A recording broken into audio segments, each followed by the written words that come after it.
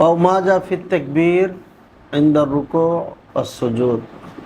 রুকু সিজদা তাকবীরের অধ্যায়ের পরে ইমাম তিরমিজি রাহিমাহুল্লাহ বা নিয়েছেন বাবু রফউল ইয়াদাইন ইনদা রুকু, রুকুর সময় রফউল ইয়াদাইন করা। রফউল ইয়াদাইন মানে দুই হাত উত্তোলন করা।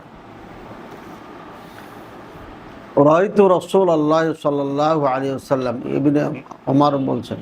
কে বলছেন? ইবনে ওমর। قال عن سالم عن أبيه عن أبي سالم তার বাবার নাম কি? ইবনে ওমর। ইবনে ওমর রাদিয়াল্লাহু আনহুমা বলছেন বা আনহুম, রাআইতু রাসূলুল্লাহ সাল্লাল্লাহু আলাইহি ওয়াসাল্লাম ইযা তাআ সালাতা ইয়ারফাউ ইয়াদাইহি হাত্তা ইউহাযিয়া মানকিবাইহি ওয়া ইযা রাকা'a ওয়া ইযা রাফা'a রা'সাহু মিন আর-রুকু'। ওয়া যাদা ইবনে আবি ওমর ফি হাদিসিহি ওয়া কানা লা ইয়ারফা'ু বাইনা সাজদাতাইনি। ইবনে ওমর রাদিয়াল্লাহু আনহু বলেন, আমি দেখেছি রাসূল সাল্লাল্লাহু আলাইহি ওয়াসাল্লাম যখন সালাত শুরু করতেন তখন হাত উঠাইতেন মানকিবাই পর্যন্ত। মানকিবাই এই দুটাকে মানকিবাই। ওয়া ইযা রাকা'a, রুকু যখন করতেন তখনও হাত উঠাইতেন এভাবে। ওয়া ইযা রাফা'a রা'সাহু মিন আর-রুকু', রুকু থেকে যখন মাথা উঠাইতেন তখনও করতেন। তাহলে কয় জায়গা হলো? তাকবীরাতুল তাহরিমা। আরেকটা রুকুতে যাওয়ার সময়, রুকু থেকে ওঠার সময়। এই তিন জায়গাতে আমি চোখে দেখেছি রাসূল সাল্লাল্লাহু আলাইহি ওয়াসাল্লাম করতেন।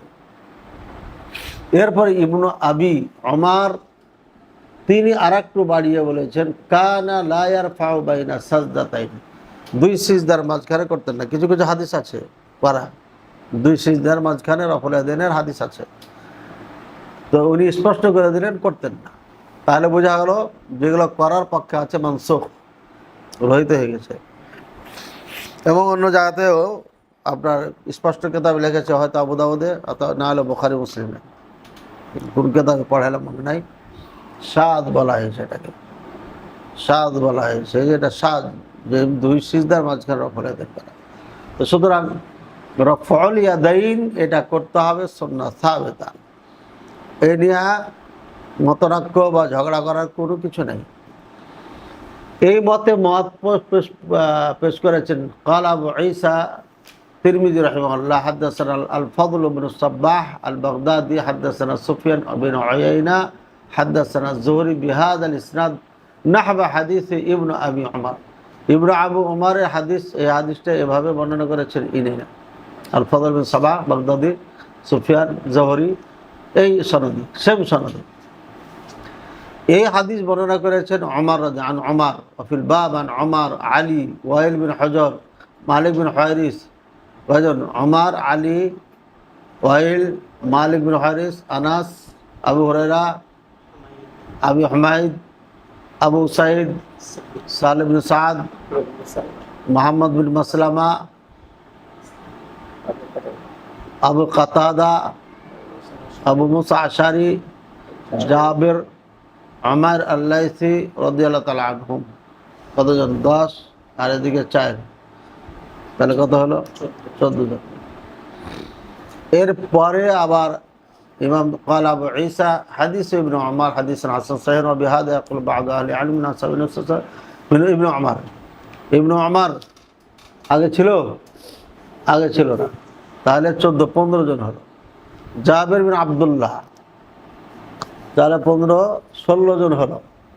ওপরে নাই না? আছে, আছে, জাবের আছে, ওই যে জাবের। আবু হুরায়রা আছে, আনাস আছে, ইবনে আব্বাস নাই, তাহলে 16 জন হলো। আব্দুল্লাহ বিন জুবাইর ওপরে নাই, 16-17 জন হলো। ওগাইরুহুম, এছাড়া আরো অনেক আছে। তাহলে 16 জন সাহাবী এখানে পাওয়া গেল। তাবিঈনে কেরামের মধ্যে কারা আছে? হাসান বসরি, আতা, তাউস, মুজাহিদ, নাফে, সালেম, সাঈদ, ওগাইরুহুম। আবি ইয়াকুল আব্দুল্লাহ বিন মুবারক, শাফি, আহমদ, ইসহাক। আব্দুল্লাহ মুবারক, শাফি, আহমদ, ইসহাক ইনাদেরও এই মত। ঠিক আছে, এরপরে আর একটু পড়িনি তাহলে ভালো হবে। قال আব্দুল্লাহ বিন মুবারক, কথাটা ভালো করে মনে রাখতে হবে। قد ثبت حديث من يرفعه وذكر حديث الزهري عن سالم بن أبيه رضي الله تعالى عنه ولم يثبت حديث ابن مسعود رضي الله تعالى عنه। ইবনে মাসউদ রাদিয়াল্লাহু তাআলা আনহুর হাদিস সাবিত নয়, কি হাদিসটা? আন্না নবী সাল্লাল্লাহু আলাইহি ওয়াসাল্লাম লাম ইয়ারফা ইল্লা ফি আউয়ালি মাররা, রাসূল সাল্লাল্লাহু আলাইহি ওয়াসাল্লাম একবারই উঠাইছেন প্রথমে তাকবীরে তাহরিমের সময়, আর উঠাই নাই। এই হাদিস ইবনে মাসউদ রাদিয়াল্লাহু আনহু থেকে যে বর্ণনা করা হয়েছে এটা সহিহ নাই। কে বললেন? আব্দুল্লাহ ইবনে মুবারক রাহিমাহুল্লাহ বলেছেন। ঠিক আছে। এরপরে আবার হাদিসটা উল্লেখ করেছেন নাম্বারিং করে ইমাম তিরমিজি রাহিমাহুল্লাহ, আলা উসাল্লি বিকুম সালাত রাসূলুল্লাহ সাল্লাল্লাহু আলাইহি ওয়াসাল্লাম ফাসাল্লা ফালাম ইয়ারফা ইয়াদাহি ইল্লা ফি আউয়ালি মাররা। তো এই হাদিস এটা সহিহ না, হাদিস কি না? সহিহ না। এখন কথা হলো যে এই 16-17 জন সাহাবী এবং 4 মাযহাবের 2 ইমাম এখানে আছে, 3 ইমামই বলা যায়।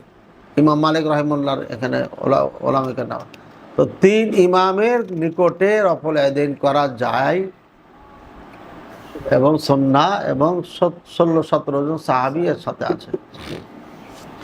মজার কথা হলো অন্য অন্য সাহাবী নিয়ে হয়তো অনেক কিছু বলতে পারে এরা, কিন্তু আবু হুমায়দ আস-সাঈদী রাদিয়াল্লাহু তাআলা আনহু, ইনি একবার এক মজলিসে আসলেন যেখানে 12 জন না 10 জন সাহাবী নামাজ নিয়ে আলোচনা করছিলেন, সালাত নিয়ে। তখন উনি বললেন, আমি তোমাদের থেকে সব থেকে বেশি জানি রাসূলুল্লাহ সাল্লাল্লাহু আলাইহি ওয়াসাল্লাম সালাত, ঠিক কিনা? হ্যাঁ ঠিক। তাহলে রাসূলুল্লাহ সাল্লাল্লাহু আলাইহি ওয়াসাল্লাম কীভাবে সালাত পড়েছেন আমি দেখাবো, দেখান। তখন উনি দেখাইলেন, আর সেই নামাজের মধ্যে উনি সালাতের মধ্যে রফল ইয়াদাইন করেছেন। কয় জায়গায়? 4 জায়গায়।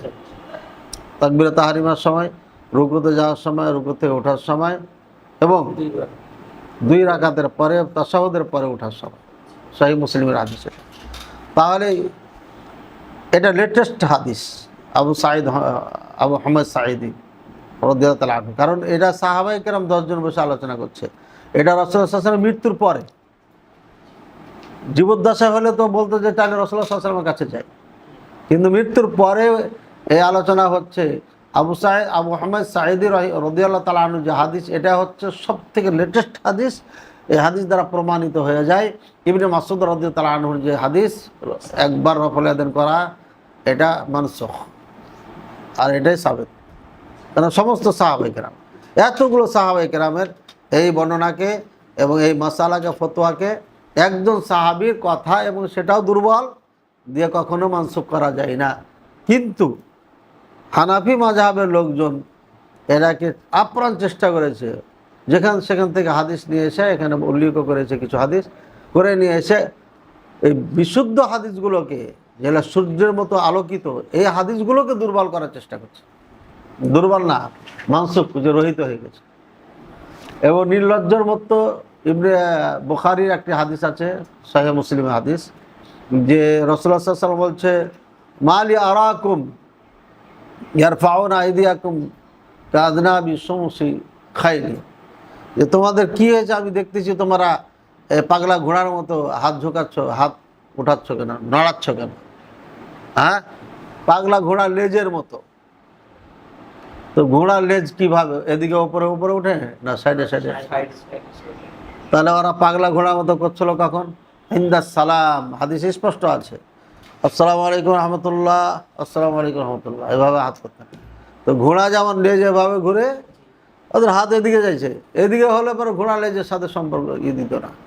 এবং স্পষ্ট লেখা আছে ইনদানিস সালাম তাসলিমি, ইনদা তাসলিম, সালাম ফিরানোর সময় কাজ করত।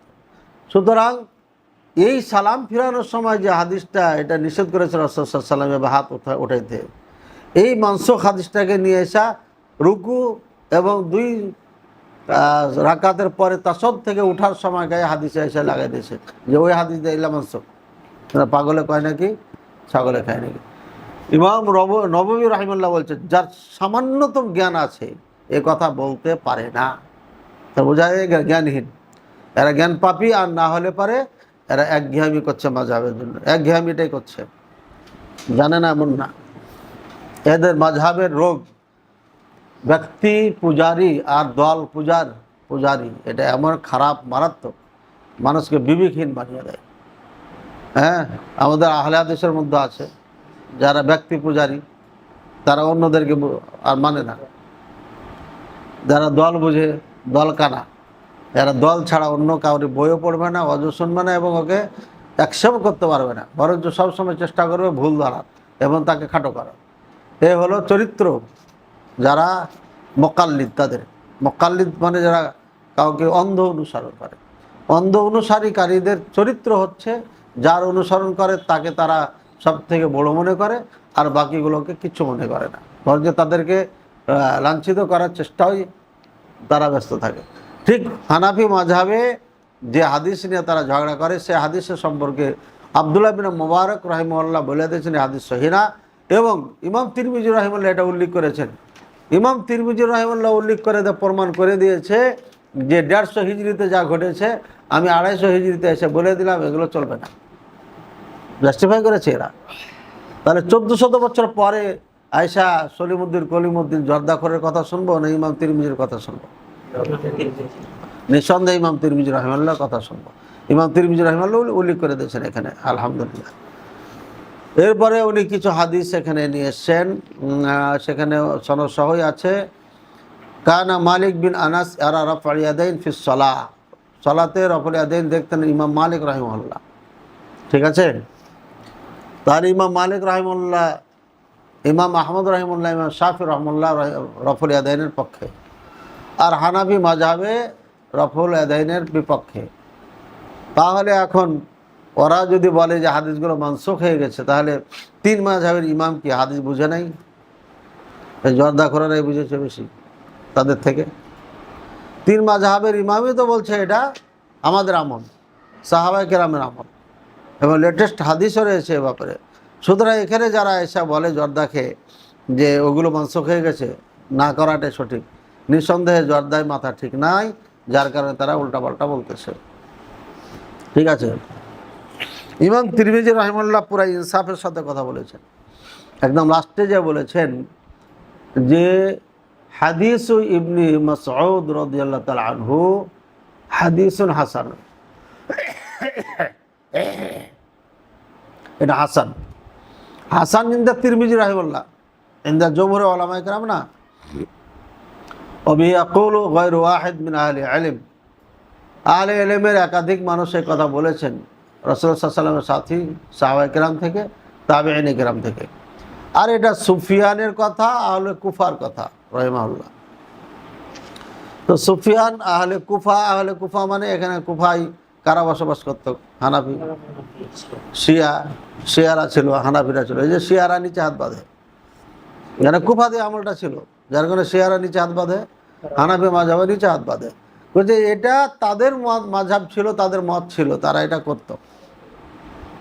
তাহলে বোঝা যাচ্ছে মদিনার মানুষ এক আমল করতো, মক্কার মানুষ এক আমল করতো, অর্থাৎ আহলে হিজাজ এক আমল করতো, আর আহলে কুফা আর এক আমল করতো। ঠিক আছে। আমরা এটা নিয়ে ঝগড়া করার কোনো প্রয়োজন মনে করছি না। আমরা মক্কা মদিনা যে আমল আছে সেটাই করে যাব ইনশাআল্লাহ।